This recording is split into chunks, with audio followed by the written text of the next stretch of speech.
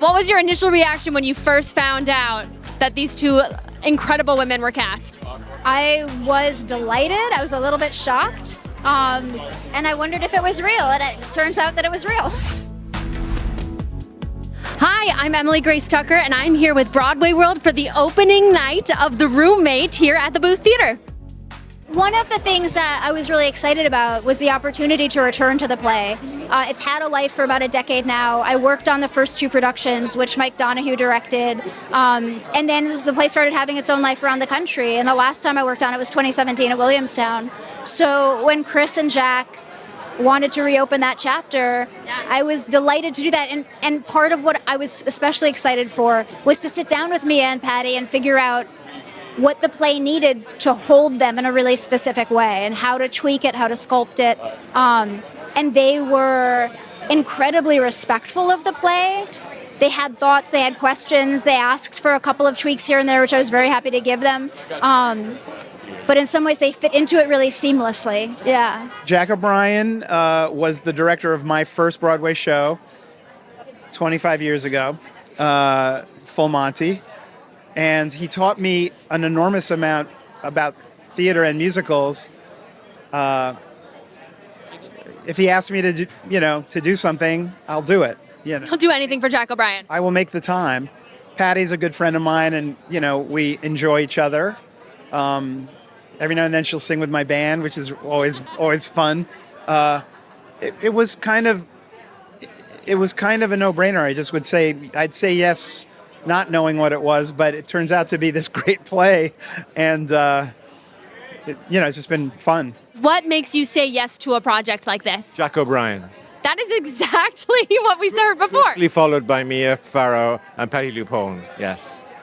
Who could say no? They're just amazing people, legends in their own world, and they're also just delightful human beings, So life's good when you're around them.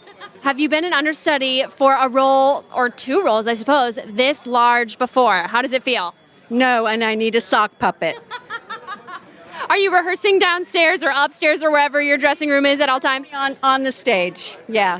Yeah, so that's good. And Marsha Mason runs through it, and Simone runs through it. Simone Salt plays the other part with script, and I play one part and they play the other.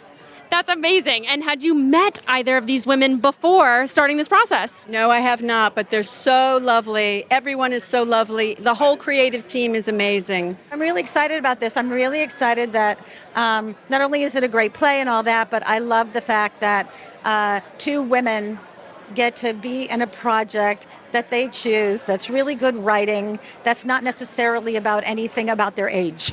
I've been lucky enough to know Jack O'Brien for about 90 years. No, for a very long time, because he runs the Old Globe as well as running Broadway. He runs the Old Globe Theater in San Diego, where I grew up. I was lucky enough to work with him pretty much my whole life, whether it was just working at the Globe or having him. He brought Dirty Blonde from Broadway to San Diego, and he's just a really great human, talented, but also a really fun friend.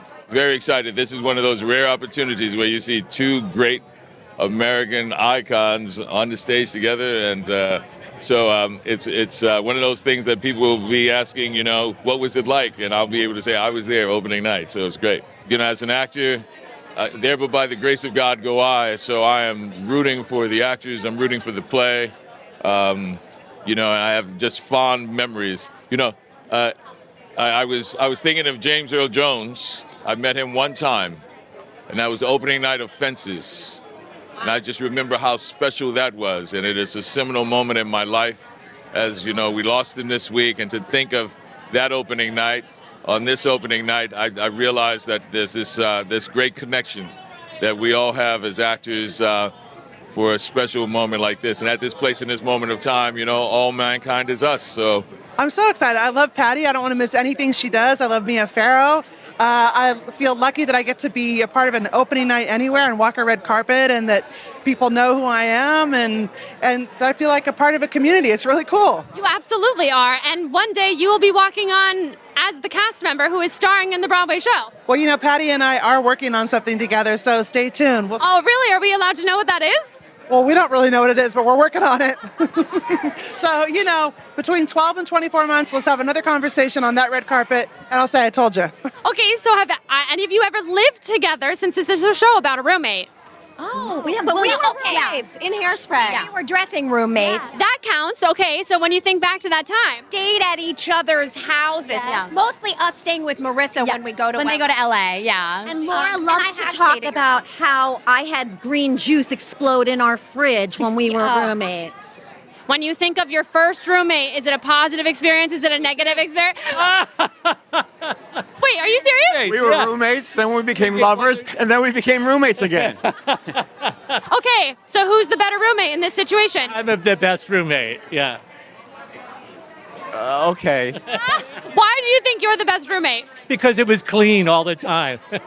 And I snore. Well, I think one roommate that I had was very passive aggressive, and she left a note that said, "Nobody's cleaning their dishes. I'm doing everybody's work." And then it just kind of started this whole like snowball effect where we're like, "Stop blaming me and talk to me in person." But roommates are tough. Roommates can be great, but it can be tough.